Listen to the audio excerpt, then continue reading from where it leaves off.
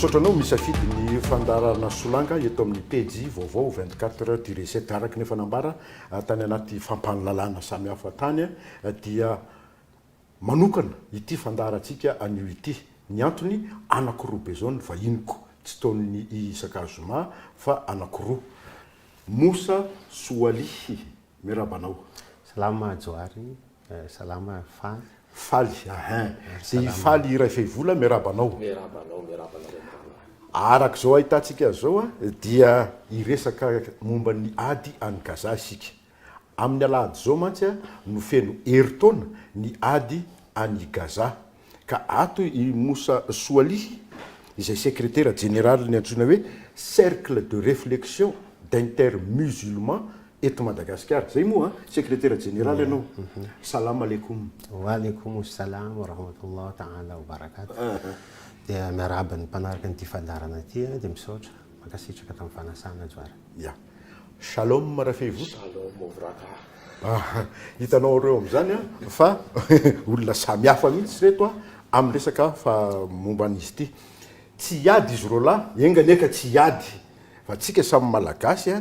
fa iresaka momba ny ady any Gaza, mihitatra hatrany Liban ary tonga mety hoatrany Iran mihitsy izy ity raha zao ny fandehany. Izy anao ndray fitenenana voalohany fa maninona ny miady tsisy fitsaharana ny Palestiniana sy ny Jiosy. Iza ny teny voalohany. Lefa soary faly raha fehivola. Miady moa zany dia ny anahy moa zany tonga dia Joary Soaly hoe namaky Bibla dia jereko tao anaty Bibla ihany. Efa hatramin'izay fa tsy hoe nanasy ianao dia voajery Bibla. Dia le ady aloha zany efa voasoratra. Ao anatin'ny Bibla io nataty amin'ny Nouveau Testament dia indrindra tany amin'ny Ancien Testament. Miady ny Andohany angamba satria hoe ozy ianao teo hoe ny amin'ny lahady zao Androany tsika Zoma afaka pito zany raha tsy diso no midiadona ny 7 Oktobra. Ilay fanafiana moa zany fa ilay zavatra niseho tao Israela nataon'ny Hamasy. Izy ireny zany raha jerevanao anatin'ny Bibla izay anazeny vakiako aloha zany dia ireny moa zany fa profesia fatao hoe fa voasoratra ihany na dia atao raha hoe nisy ny atao hoe setrasetra atao anatin'izay satria nisy ane otazy hatramin'izao mbola tsy mivoaka aloha zany raha malala zany mbola misy otazy mbola tsy mivoaka hatramin'izao. Dia inona ao anaty Bibla moa zany no milaza hoe Israela, Palestine. Amin'ny Bibla aloha zany rehefa tena mianatra ianao izay indramako ny zandrilahako ato Soaly rehefa miteny hoe rehefa miditra anatin'ny tontolo musulman dia mila ilaina ihany aloha le mianatra teny arabo. Ohatr'izay koa sela mahay mampitovy amin'izay koa ny Israeliana hoe rehefa hiditra hamaky ny Torah ianao sy ny Ancien Testament ny Vima Ketuvima dia farafaratsiny mba mahay mamaky sy micomprendre ihany aloha teny Hébreu. Mila mianatra zay zany ianao. Ka iza moa ny atao hoe Palestine. Palestine anatin'ny Bibla zany dia atao hoe reo le atao hoe Philistine. Satria raha mampijery ianao amin'ny teny Hébreu manoratra ianao P alefako any an-dalàna zao ny atao hoe P. Raha mahita kely angamba ny réalisateur io ny atao hoe P fa manavaka an'io misy point kely eo ampovoany io ny atao hoe P amin'ny teny Hébreu. Fa tsy mifanalavitra amin'io koa fa P ihany koa fanoratra azy fa tsy asiana point. Io indray ny atao hoe F. Ka rehefa tonga moa zany amin'ny fandika-teny ka tia Madagasikara zany la Bibla dia lasa hoe Palestine ozy izy tsika teo fa ny tena izy Philistine. Zay izy ka raha vao miteny ianao zany hoe Palestine Philistine dia io ao Gaza io zany izy io. Io lefa niady tamin'ny mpanjaka Saoul. Io lefa niady tamin'ny mpanjaka Davida nalaza tamin'ireny Joara Voajanahary sy Rahalahy Soaly angamba mety efa namaky Bibla kely any dia hoe niadin'ny Davida sy Goliath. Davida Jiosy, Goliata, Philistine.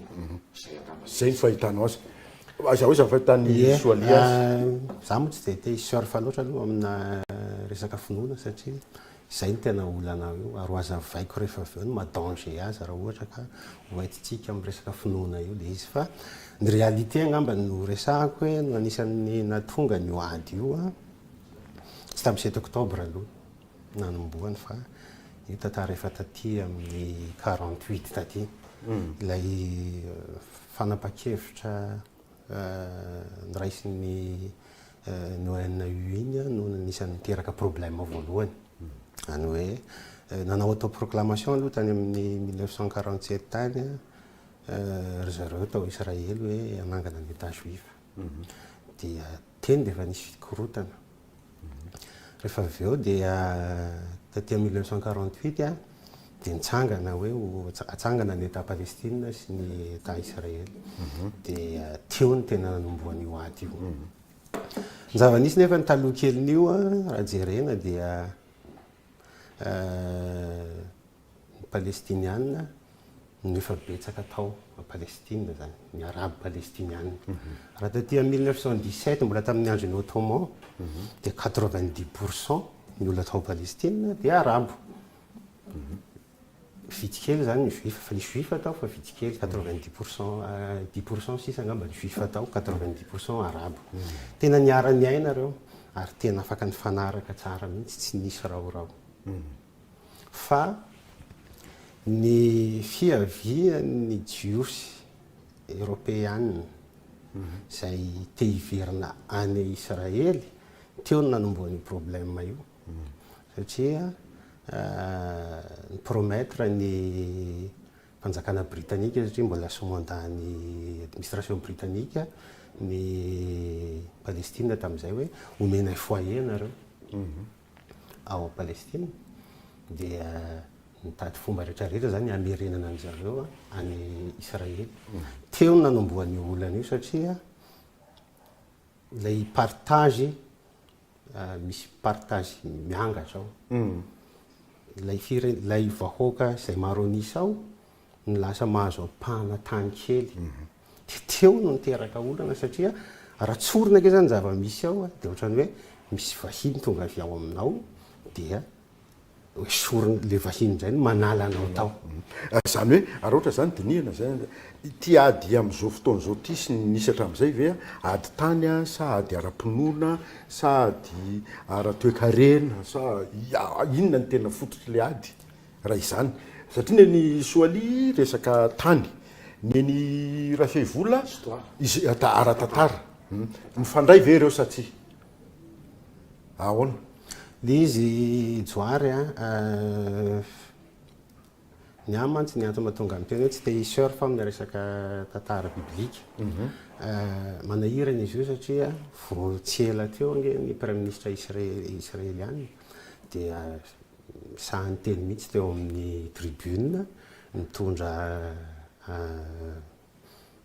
verset biblika ohatrany hoe misy mandat ve zany misy mandat avy any an-danitra izy zany handripaka ny palestiniana izay tsy dia mety amiko rationnellement le izy aloha fa tena ny israeliana amiko dia tenu amin'ny droit international sy ny convention de Genève fa tsy ny baiboly akory zay zany ny any hitondrako azy mazava faly le marina aloha teny Soalia zany Soalia teo le hoe ny anglisy tamin'ny miala ny ottoman dia tonga ny anglisy dia nanome le convention de Balfour raha tsy diso angamba tao anatin'izay dia hoe fa nisy ny jiosy nipetraka tao nisy fa tena vitsy marina aloha zay fa tena vao maitso aloha zany nampitomboan'le izy dia hoe tamin'ny fanjakana allemand koa zay anisan'ny nisy vaky taprian'ny ady voalohany zay nalefa anakao Israel fa hoe raha tsy basé fa hoe amin'ny ara-tantara le tantara ny tenen'ny Soalia zao tantara vao tamin'ny 1907 tamin'ny andron'ny contemporain zay fa ny histoire avant an'izay dia mialatsiny manonona ny prime ministre hoe anatin'ny bibla koa miteny hoe zay voasoratra dia voasoratra ho splato zay ny soratra zany efa tany amin'ny 5000 4500 ans avant momba an'io histoire io ka zay tantara zay no hoe tokony rehefa mainty tamberina zay tantara zay ny rehetrarehetra dia tokony misy saloma misy be ao anatin'io fa problème dia hoe marina zany za tsy manamarina ny ataon'ny Benjamin Netanyahu hoe marina anatina fotezitra anie ianao dia ny tsy fanoroka Soalia sy Joary zany tsy fanoroka io zany io ataka voalohany la guerre comme à la guerre dia vava aloha ny alefanao aloha dia zay marotry hoditra amin'ny vava ao aloha dia mety mipetraka fa nazanona tsy zany ny vava ny israeliana mandeha fa nidaroka mandeha foana ihany koa ary tena ohatrany atody miady amam-bato mihitsy nge le palestina tsy ohatrany fa tena atody miady amam-bato raha ny statuen'ny ny Israely ny Palestine nge na au niveau ny ONU ary mbola tsy etahy didikan'izay zany izy mbola tsy etahy izy fa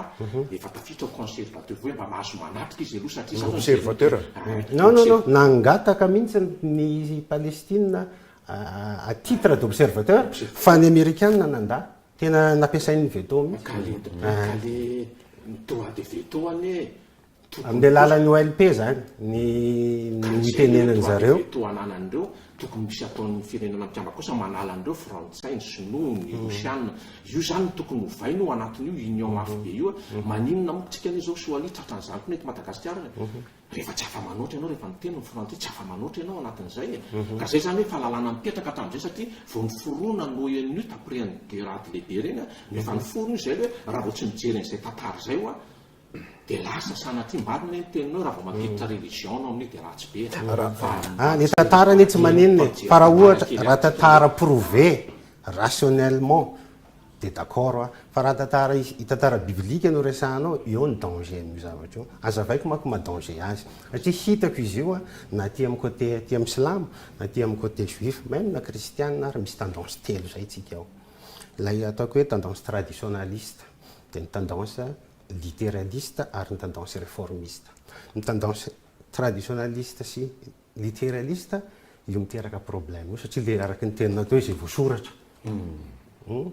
ny réformiste zay misy anazy za zao somary réformiste kokoa hafa satria zahay micontextualiser any zava-nisy taloha fa tsy hoe akory manaraka arabaky teny zay voasoratra satria ny définition na spiritualité nampianarina anay ataoko amin'ny teny vahiny alakitsy ny joara la spiritualité c'est l'intelligibilité de la foi mise à l'épreuve du temps zany hoe tena adaptenao amin'ny contexte misy zay no mahatonga ana danger amin'ny fondamentaliste israélien reo zao andraso aloha eo mihitsy zany ny fahalalako a ny judaïsme de tsy fivavahana tsy finoana fa fomba fiaina tahaka zany any ko ny islamisme de tena misy fampianarana tena mifanipaka mihitsy nge zany amin'ny rototo ndray miteny hoe zay voasoratra de ninninona mitranga de iny ndray miteny hoe arakaraky ny fiainana sy ny fizotrany tantara le izy anisan'ny fototry le ady ane zany fijery misy io tendance io koa atao amin'ny salama de misy tendance io koa amin'ny kristianina ny tendance traditionnaliste sy littéraliste teneniko ary misy hoe misy an'izay ko misy ka misy ao tena hitako mihitsy io premier ministre tanao io tena io le fondamentaliste iste de samy misy an'le raha ohatra zany le izy tenenina am'le fomba fiteny am'izao fotoana de hoe le extrémiste zany traditionnaliste ryfaly ve zany extrémiste raha ohatra ka manao Netanyahu fa manona ny tanao nefa vefaly sa mba micondamné azy le izy aloha manao eto ny sarotra sarotra le izy satria zao zay le hoe amiko aloha zany de hoe aleo aloha basé tantara na de ajantsika ara le la bible aloha tsy maninny fa mijery histoire fotsiny tsika hoe 7 octobre raha tsy nisy eny 7 octobre tsisy zao fa nanao salom zay kosa aloha de tsotra fotsiny zao raha isa avoay fotsiny aloha le otage de milamy le condition an'le otage raha nefa mihoatra be hoe 400 vy atakalo anakifiry efa nanaiky ny zay aleo loha hoe zay zany fa nanaiky ny zay ahoana ny problème ny otage zao koa le amasy ve traditionnaliste zany reo ny amasy indray aloha de mouvement anankiray de résistance io équivalent anohatra hoe mena lamba aty amintsika tsy araka ny tenentsika zay hoe ny statuen'ny Palestine mbola tsy état izy de mbola tsy afaka manana armée izy de reo no mba miaro any injustice sy reo massacre ataon'ny israélienne reo zay no tena pijoroan'ny amasy fa miresaka 7 octobre zay no mahenjana ny média tandrefana tena ino no ohatra hoe 11 septembre de atao mihitsy zay markena n'iny daty iny fa nefa ny firy ny ady firy ny attaque nataon'ny israélienne Palestine tsisy manome daty tsy tadidinao mihitsy ny daty satria zahana takonana ary zay injustice médiatique zay no anisany koa vao maika manjehatra an'io ady io zany rehefa miataky ny Israely tsy hitany caméra fa rehefa mba ny manao mamaly ny Hamas de braqué any daholo ny caméra rehetrarehetra zay zany aloha anankiray zavatra tena tsara fantatry ny olona ihany ny zava-misy manko raha hitanisy nisan'ny maty 7 octobre année 1200 raha ny bilan maty nisy otage tokoa tao 250 nisan'ny otage ary efa navoaka ny akamaroan'ny otage tao fa mba fantatra hoe firy ny maty tamin'ilay famalian'ny Israely ny Palestine après any Gaza 40 000 mahery 14 000 zazakely misy finoana ve tena maniraka atsika hoe vonoro zazakely misy finoana ve tena miteny mihitsy ve ao anaty Torah ao faly antany ianao hoe terre promise io ka tsy maintsy alainareo amin'ny lalana génocide mamono zaza 14 000 nareo vao mahazo anio mampalitany tena ihany tsy tena hoe manao génocide na inona aloha fa ny Andohany koa hoe ndralahatsika ihany ho na tonga an'le izy qualifien'ny zao tontolo zao génocide tsy ady eo eny ataoko ndrara hoe tsy ady maramila israeliana vahoakany ery tsy ady zany dia koa arany zao vao mijerytsika maly nisy maty koa ny israeliana nisy tsalina maty eny io zany rehefa hoe basy aloha no miteny dia tsy maintsy misy victime foana ao ary ny olana manko izay foana no tena hitako anatin'izy hoe le olana dia zao le hoe fitsy le Hamas ary io tsetratsaratra kely fotsiny aloha alohan'ny idirako amin'izay dia hoe voan'ny kekeriny ambokely ambokely tiany any ny israeliana ny Hamas any sancrény israeliana ny atamin'ny faty zay marina zay vadika rehefa avy eo kekeriny ambokely tianao ihany ianao ao anatin'izay ary nefa atao anatin'izay hoe fantatry ny israeliana tsara daholo koa nefa satria efa niaraka tamin'ny Hamas izy fatany daholo eny atao eny ambanimbany raha tsy fatany 100 isan-jato fatany 80 isan-jato momba ny Hamas zay ny le izy ary zay zao anisan'le hoe natonga an'le hoe ny 7 octobre iny hoe ndray andro aloha nefa betsaka ny firenena arabo nafantatra ny ataka fa tsy niteny efa nipoka izy vao niteny fa naninona ao raha hoe androtsika hitady salom dia maninona raha ny zavatra rehetra zany tokony vita ny fampiresahana foana nataoko hoe na inona na inona nefa raha nitiarana izy zao rehefa andehany ety tsy maintsy ohatra zao tsika telonalazo ihany eny ny ady rehetra moa tsy maintsy mifaroambolona tabatra foana ihany nefa soaliny miteny tsy ady io tsy ady tsy qualifieko guerre le guerre classique zany fa génocide ny ady zany manko mitovy le rapport de force fa tsy mitovy le izy tsy mitovy io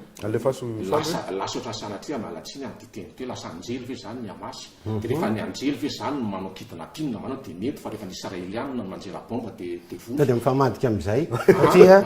zany no mametraka fatena amin'ny soalia zao ny CPI zao ny CPI dia namoaka ny condamné ny Benyamin Netanyahu namoaka CPI tsy azo naovanao référence andaso aloha teny oui ny kabary ny prime ministre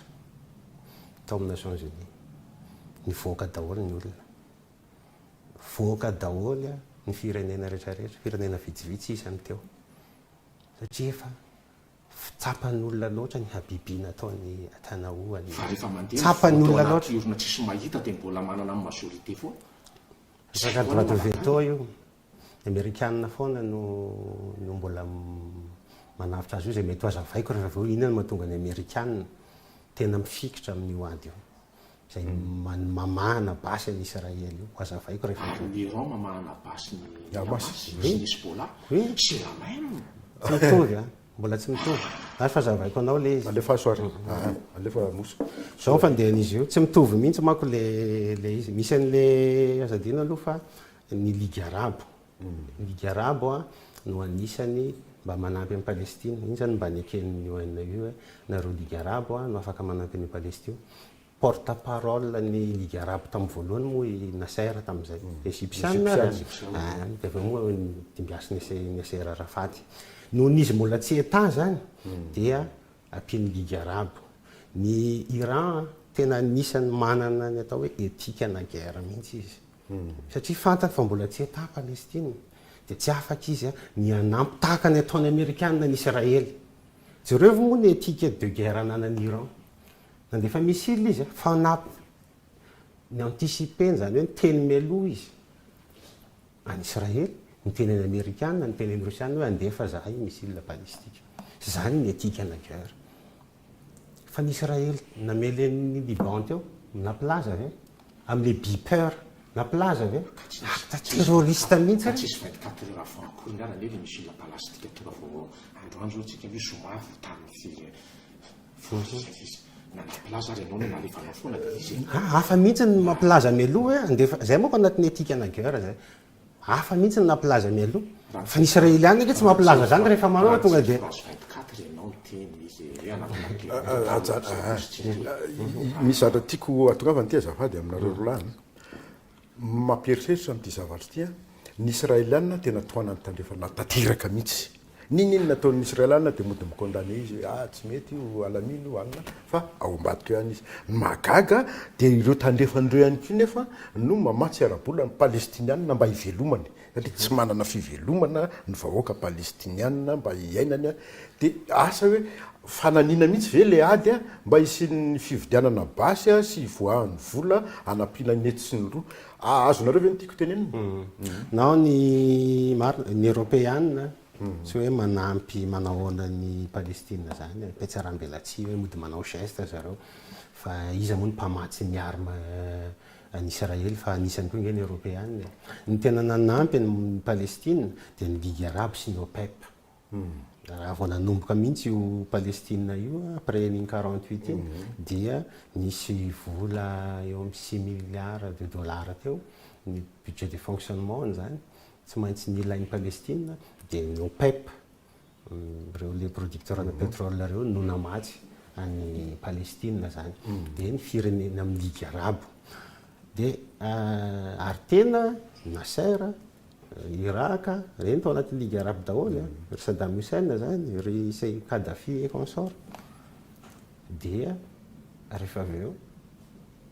ny éliminena tsirairay ireo olona mpiaro Palestina ny éliminena tsirairay satria migéné ny Amerikanina ny Amerikanina te hamehy an'io circuit pétrolier aty amin'ny monde arabe aty io dia izy ny obstacle reto olona reto dia ny éliminena ohatra Kadhafi ny éliminena Saddam Hussein ngamba nitatsika tsara ny nazon'ny Saddam Hussein namoronana motif zay bidon na zay na fa misy arme de destruction massive dia maty Saddam Hussein quelque temps après dia tsy misy indray nefa le arme fa ny tena antony dia no ny fiarovan'ireo amin'ny Palestine ay farany Nasser koa ny Nasser Saoly raha tena hoe mijoro tamin'ny heviny ene ny Ligue arabe za aloha tsy mahafantatra ntsony ny vaovao to anatin'izay fa raha za zao mahita ohatra ny nangina ny Ligue arabe ka ny vonoana tsirairay mbola ao an'iny Ligue arabe ao ny Ligue arabe fa zay mihetsika dia vonoana fa misy fanazavana hafa koa raha ilaina dia hazavay koa ny mety hoany hoe maninona tsy miteny misy fanazavana eto faly mombazeo fa monina tsy miteny Ligue arabe fahitany faly azy tatara mahafantatra tatara ny ankabeazan'ireo arabe modéré reo zay le izy mahafantatra tatara reo hoe tsy maintsy zao ny fandehany tsy maintsy zay le zay le zay voasoratra araky io tsy mety misady lava fa mahafantatra tatara reo maninona nisy ny accord de paix entre Jordanie Israel entre ny Egypte Israel nanao koa ny Arabie Saoudite Arabo Uni nanao koa Bahreïn maninona misy zay tatara zay izy ny accord iny amizao accord d'Abraham ako nianarany tamin'ny 2020 dia miala ny Trump no natonga n'iny tsy tanteraka andraso 2020 nanaovan'iny accord d'Abraham iny ny Emirates zany tena lohandohany tao dia Bahreïn misy politika be tao ambadika an'izy iny zay natonga n'ireo pays majoritairement musulman sasany ireo tsy dia d'accord tamin'io accord io zany hoe tsy nanohana zany fantatro ka ny nanaraka fotsiny tao zany dia zao hoe Maroc nanaraka taty aorita fa ny problème an'izy iny problème ny Israel zany promettre an'ireto Emirates reto hoe rovanay anareo Emirates manana problème koa any amin'ny Arabie Saoudite manana problème amin'ny mpanjaka vaovao io zany dia dia hiaro ny intérêt ny Arabia Saoudita dia niprometevany Israely hoe rovanay ianareo dia izay no anisany nanaovana ny accord d'Abraham iny 2020 nanaovana an'iny tany Washington Donald Trump teo tamin'izay fa tiaoriana gaga ihany ianao izay teko hoe horava ihany le Israely le milaza fa hoe izy no manana arme matanjaka atome de fer rehefa nijerena le attaque ny 7 octobre misy défaillance ihany ka ity armée israélien ity satria mavita nanao escalade tao ny Hamas dia hanimba zavatra ny ary handravan'io accord d'Abraham ya faly iny aloha zany ny tena izy aloha zany mialy Trump niditra Biden fa raha mbola teo Trump toy iny satria ne tamin'ny 2020 taorianan'iny nisy ny accord d'Abraham nahita tamin'ny fahitalavitra tsy maninona France 24 raha ny teny hoe fa maro no pays arabo hiditra tao anatin'izay fa iny moa zany izy hoe mialy Donald Trump dia mijanona teo izy iny fa io tsy maintsy mbola itoy ny rava aloha hatramin'izao aloha mbola tsy ravy fa rehefa ravy izy hitatsika eo ihany zao mandeha ny fotoanatsika tsy hoe ho taperina akory mbola misy fotoantsika ho anontaniko tsirairay ihany nareo rolahy amin'ny ka ny Israely manokana sy ny ka ny palestinianina manokana atao faly aloha ary any an-tany ny resaka mandeha amin'izao any Israely dia hoe iriny Benyamin Netanyahu prime ministre ny hitoizan'ny ady mba hifikirany eo amin'ny fitondrana ahoana ny hevitra momba an'izay ary PDB ny israelianina nefa manolotra ny Netanyahu sy ny politikany misy manohatra foana na Poutine na reny misy manohatra Trump Macron zao iny voatratra problème na prime ministre misy foana change relo asaotra izy ny gasy ny tsy loza izay mamarary fa ny majorité ihany mijerevanao ianao zany dia efa hoe manaraka ny atao hoe rehefa manaiky an'iny courant rabbinat d'Israël dia tsy afaka mandana iza prime ministre tonga iza prime ministre tonga ohatran'izay ihany koa Iran iny ty le filazany ty le inona chambre ny Iran le inona moa filazany tsy miverina kely ny fitadidiako le fikambanam-bely mitondra fivavahana ohatran'izay selamay manotory zay ihany io ka rehefa mbola ekeny ny grand rabbinat anao grand rabbin anao dia tsy maintsy izay ihany le izy fa tsy afaka manoatra an'izay izy fa maromaro ihany rabbin miteny ary azotsika verifiena zany any mitambazotra any fa anisan'ny micondamné ary miteny mihitsy ireo hoe manimba ny anarana juifa sy ny fivavahana juifa ny zavatra ataony prime ministre Netanyahu ary verifiena zay presque ny rabbin teny an'izay misy foany araka ny tena tany voalohany teny le telo tena hoe misy ny extrémiste fa ny zava-misy aloha zany dia hoe mbola ny majorité mbola manaky an'izay mahatonga ny Netanyahu zany aloha mirosy izy ao anatiny fa iny fa le fanontaniako dia hoe fomba anankiray ifikirany satria efa tsy populaire firy-tsony izy dia fomba ifikirany andravonany any israelianina hoe misy fahavalo raha manany ty vahoaka israelianina ka alohaako ny tatana an'le ady aloha Netanyahu ny teny hoe tafio ny Israely na 7 octobre le contexte mantsy nararotiny zay mifahazahoko azy le zava-misy mihitsy tsy maintsy nanery azy fa rehefa tonga ny tsy maintsy rehefa zay izy dia miala efa nialana izy teo ny soloana izy dia efa nialana edy dia miverina soili resaka arabo tena namperitreritra mihitsy le tenin'ny faly teo le hoe maninona ny ligue arabo ny tsy miteny ary mizarazara mihitsy zao ny arabo manoloana ny hoady io tsisy tsony ve firaisankina eo amin'ny monde musulman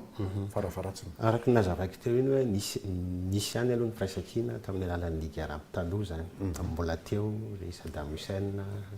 ry Nasser ry Gaddafi teo tena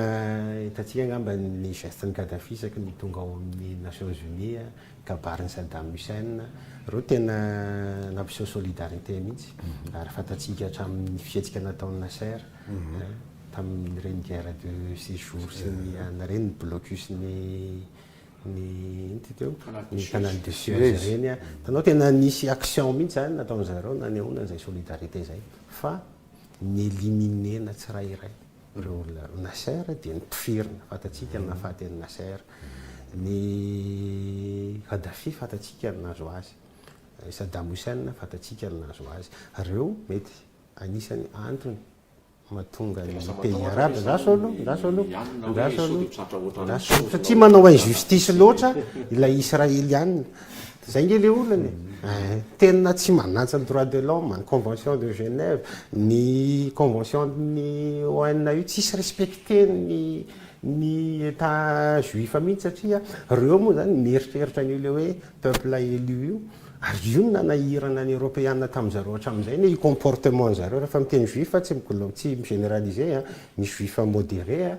fa misy juif tena extrémiste be de reny zany no resaky io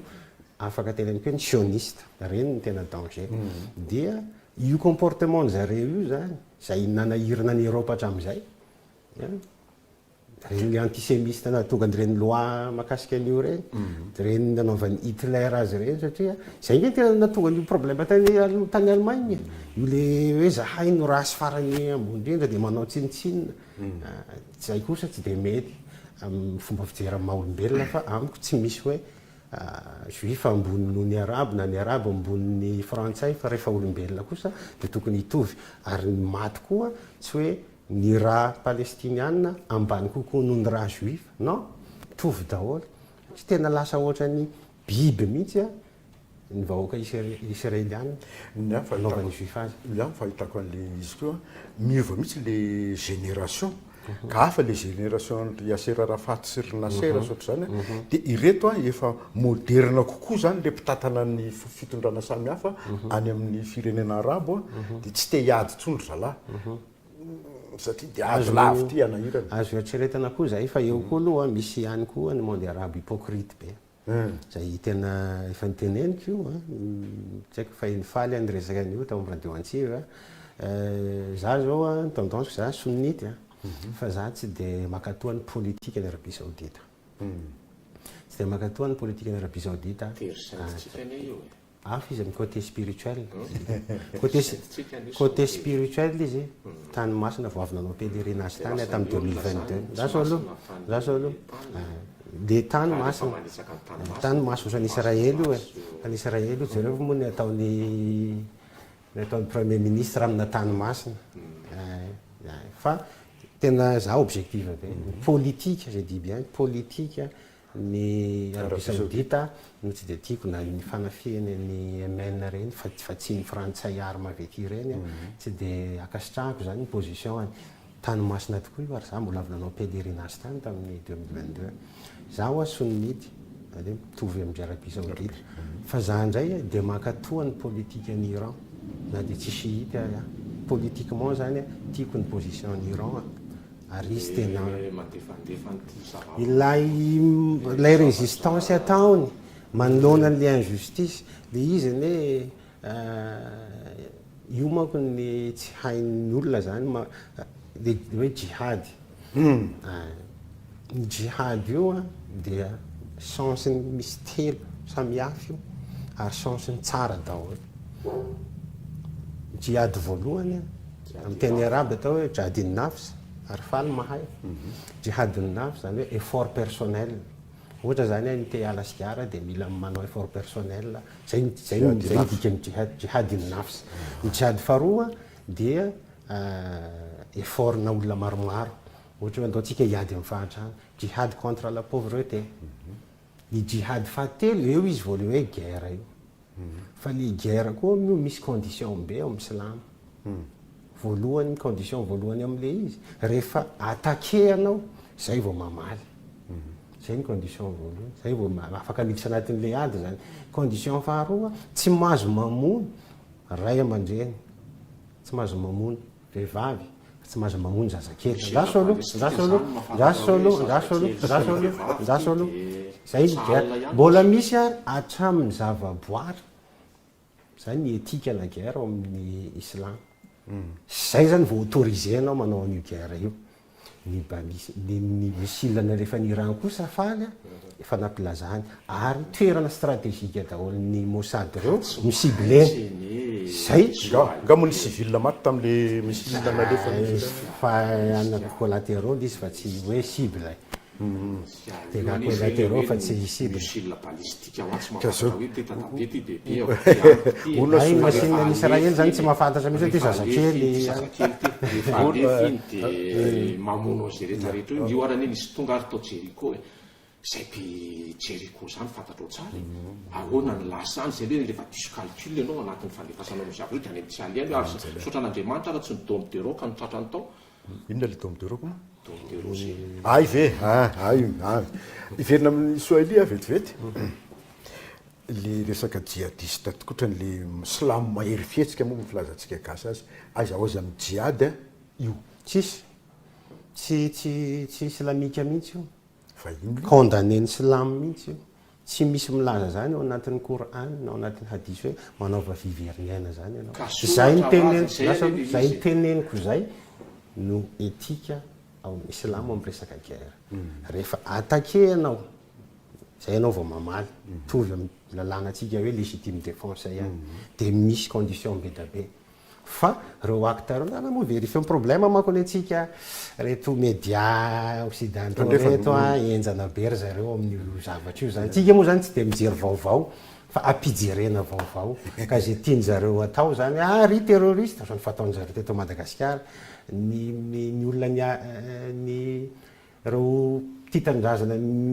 miaro ny titan-drazana ty romena lamba ane ka nataon'ny frantsay hoe rébellion zay ny anaty boky any mpiaro ny tanindrazana ny rébellion dia ohatr'izay io ataon'zareo any Hamas io ohatr'izay ny ataon'zareo ny Hezbollah io hoe terroriste fa ny tena terroriste dia lakotsy io premier ministre sa mamono zaza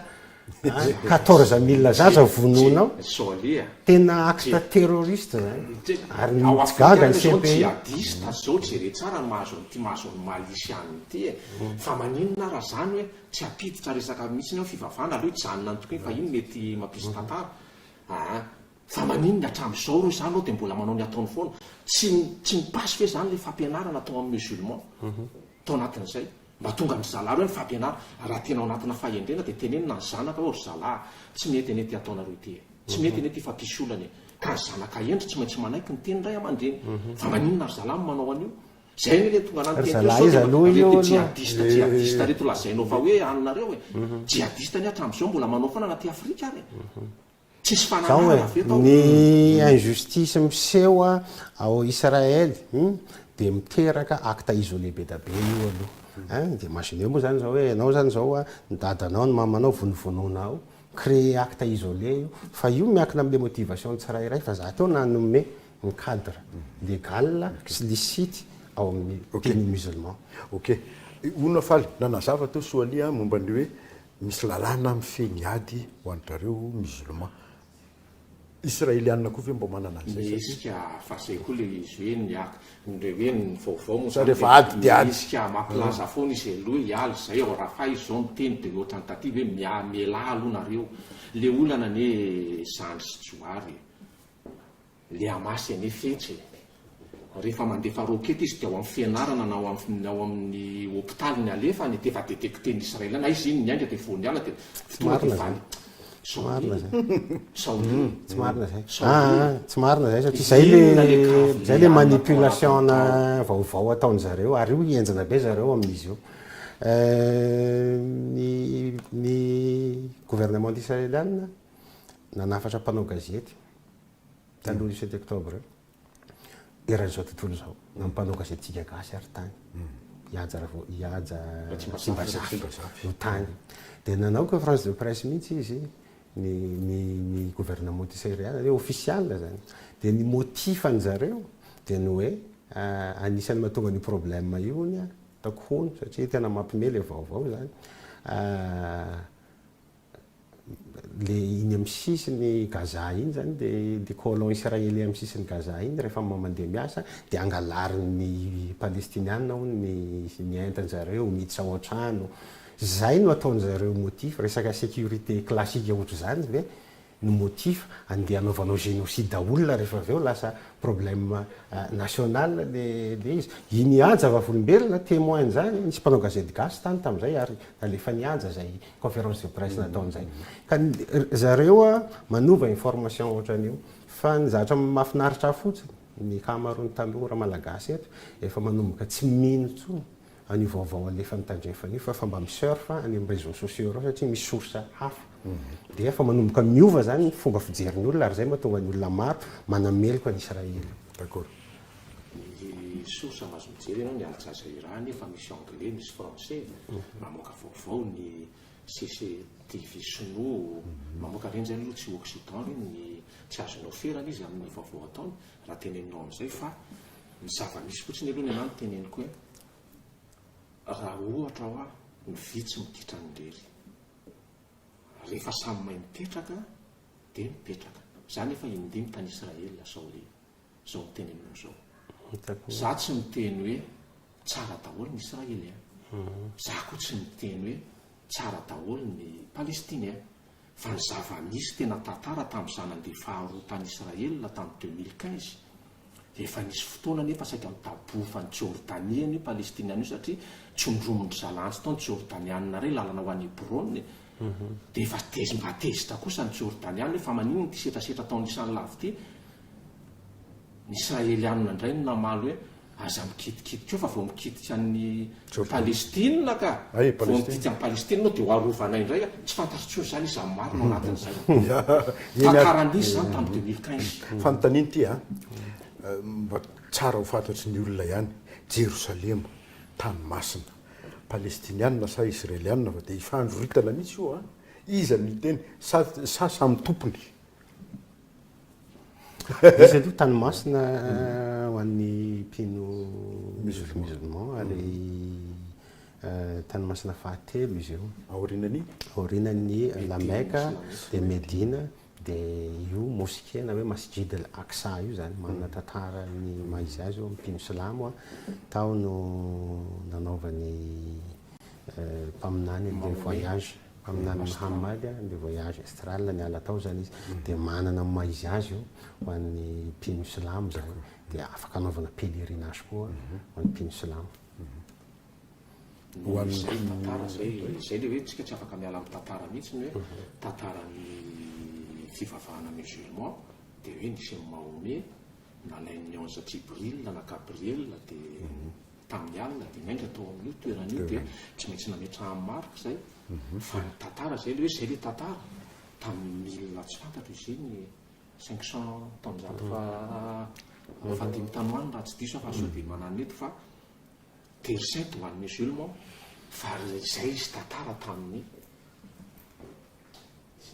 Mahomet fa ny tantarany efa tany amin'ny 2000 fotoana taloha latsaka kely ny tantarany matery sainte azy nanaovany David Solomona ny Paliany tao ka hijery an'le tamin'le tamin'ny 500 taorianan'i Jesosy fitsika sandandao mba hijery kely indray koa ny 2000 fotoana talohan'i Jesosy ny tantarany hoe ny kristianisme ny talohan'ny islam zay ny mazava 6e siècle any ny musulman vao nisy fa tsy ady hevitra momba an'izay tsika iveriny eto Madagasikara ry havana misy fiantraikany amin'ny malagasy ve amin'ny Madagasikara ve io fifandonana any Moyen-Orient io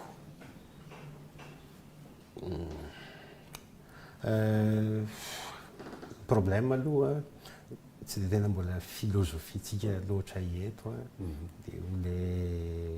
manaraka kaiky ny raharaha-pireneny io raha iraisam-pireneny io zavady zay isorako anao be da be satria zao zavatra ataonao zao ny tokony ataon'ny mpanao gazety be da be mba mila manaraka kaiky tsika an'io raharaha io fa ny mpanao gazety moa zany variana fotsiny manao fera-couranty vaovao eto toerana fa tena tokony tsy impliqué mihitsika amin'io zavatra io hatreto aloha zany dia mbola tsy dia hisy impact io amin'ny malagasy nohony avy amin'izay resaka communication teneniko zay hoe tsika mbola tsy dia tena ao anaty filozofiatsika loatra le izy dia tsy dia misy impact loatra raha toekarena ny tiako tenenina hoe raha toekarena tsy maintsy misy fiantraikany io raha ohatra ka misy fiantraikany io raha ohatra ka nataon'ny artiste amin'ny rouge io any amin'ny canalana pétrole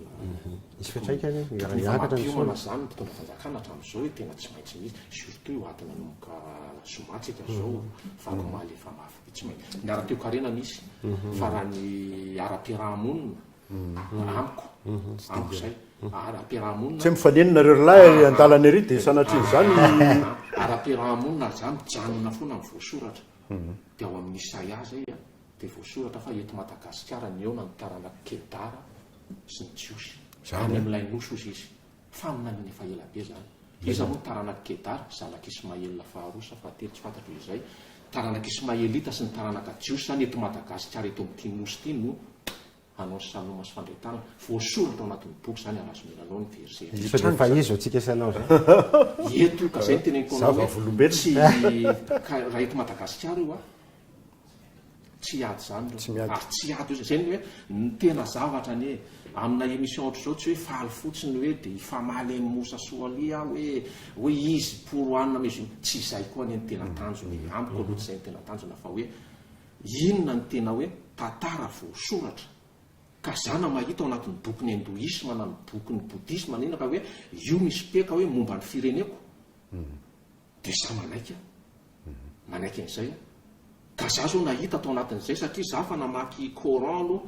indray mandeha fa tsy niverina intsony dia tsy tena mipetaka loatra ilay izy Soalia tato anatin'ny saiko fa hita kosa atao anatin'ny Bibla ny soratany Isaia dia hoe any amin'ilay nosy ozy izy andafin'ny Afrika angamba sy sisin-dramasina ny hoe ifandray tanana ny taranaky Ismaelina azy iza moa ny Ismaelina Madagasikara io nosy io a Madagasikara ka tsisy akoatran'izay anie nosy lehibe ozy izy le izy zay hoe tika teny izy zany napetraka hoe nosy fa rehefa tena mijery Hébreu anao dia le nosy lehibe tsy maintsy tsy Komoro aloha zany le izy tsy Seychelles le izy eto Madagasikara zany io manapirofo ny tantara efa fotoanatsika manapirofo mihitsy ny tantara fa hoe misy musulman avy eo Imaka avy ato amin'reto farité Tsimotsinanany reto ny ala avy any Maka moa izy ny filazana aty natsorabe Maka Lameka zay tena tian'ny Israelina mihitsy dia tonga teto Madagasikara dia hatramin'izao mbola manana namantsika hatramin'izao raha azonao antsony izy dia ireo tsy ady zany ary hoe tsy famaly aminao zany zay le izy mahafinaritra mbola misy zao a misy zavatra mampieritreritra aty amin'ity adiny Israelianina sy ny Palestinianina ity misy miteny hoe rehefa tsy miady tsony ireo a dia tonga ny farandro voasoratra koa zany zany voasoratra zany za tsy mahay a fa mafy ianao aloha tsy hijanona ny ady Soalia fa aloha iandeha foana ny ady zany dia amin'izay tsika mba misy mba velona foana 60 ans latsaka dia 20 ans baiboly 70 80 mba misy roapolo taona tsy tia tena akory fa io sinina nahady miteny amin'ny io sinina nahady ao Israely io efa sinina manambarany efa comptarebour eny za tsy dia tena tanao ngamba ny remarquenao za tsy dia te resaka foana resaka finoana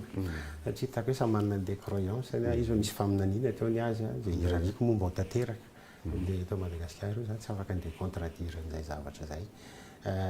fa le ady io anie fantatra ny auteur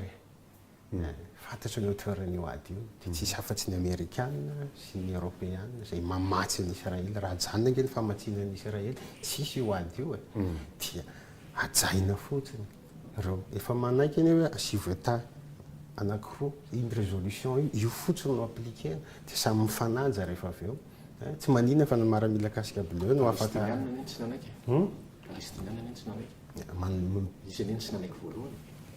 misy processus le izy misy processus zany le satria nisy injustice tsy nanao karazana découpage moa zany filaza sa délimitation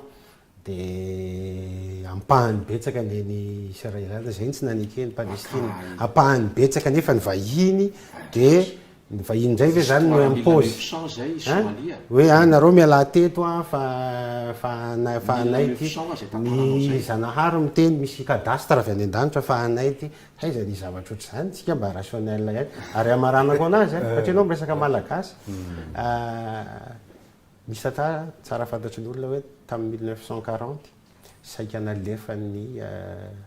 troisième Reich aty Jiosy reo le juif tany reo zany hoe 1 million isa-taona no fanarahana tamin'izay io alefa ty Madagasikara tamin'ny fotoana io dia tsy tanteraka le izy nefa hoe alefa ao aty Madagasikara dia tiako atongavana dia zao misaoran'Andriamanitra atsika fa tsy tonga teto ry zareo reo. Nijery statistika hoe firy moa ny population antsika tamin'izany 1940 zany. 1900 oui, dia 1960 tsika eo amin'ny 5 millions eo. Dia imagineo isy 4 millions zany ho avy juifa tamin'ny fotoana io. Fa tena Gaza Madagasikara. Gaza Madagasikara, io nataon'io Palestine io. Io ataon'io Palestine io. Gaza ka dia misaoran'Andriamanitra. Fa tsy tanteraka ilay izy. Tsy tanteraka. Misaoran'Andriamanitra.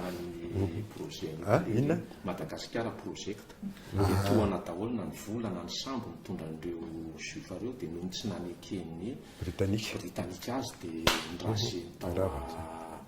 tao Europa zany le troisième Reich. Zay ny fifandarantsika. Mino fa inareo lara mifanenena mifakahazo tsara fatatsy rehetra fampinamana mihitsy izy mirahalahy reto ary isorana picousin zay mihitsy zay mitsanona ya tena picousin pahalalana ny olona tany amin'ny farany zay hoe tena cousin ako mihitsy ndreo cousin amin'ny lafiny ahoana moa zany tena historique za tsy ady amin'ny cousin ako aloha fa mialatsiny za tsy ady amin'ny cousin ako misy gadra zao farany teo jiosy le tsy manina miteny izany le hoe nanondrana sokatra no tratra teo ivato dia mipaty musulman teo no manome sakafony ao dia zay ny teny jara cousin-nay io cousin zay le hoe tatara verina kely fa tsy sokony ohatra anazy ne ny olona ao Israely raha ohatra anazy fa tsy ohatra ny Benamina tana ao milamina sy mirindra io fandraisana narakana zany na tsy zany fa ny fandaratsika dia fandarana fampalalana aloha sy fandalinana tsika rehetra malagasy zava-misy eto ambonin'ny tany ary zay ny tena antony zao fampiona azy mirahalahy zao tsy ny roy tsy ny telo findray mandeha zao ihany ny loha no misy olona anankiroa tsy mitovy hevitra tsy mitovy fijery amin'ny raharaha anankiray fa ny fandarana solanga dia olona raha ihany toy ny mahazatra fa ny androany araka ny nambarako taminareo teo dia raha milahady raha afaka pitso no feno heritaona ilay fanombohan'ny ady any Gaza isorana ny Rafehy Volafaly isorana ny Moussa Souali niaraka tamintsika teto mino fa amin'ny heriny vaovao olona hafa indray no hiara-hevitra antsika. Elo matomboko.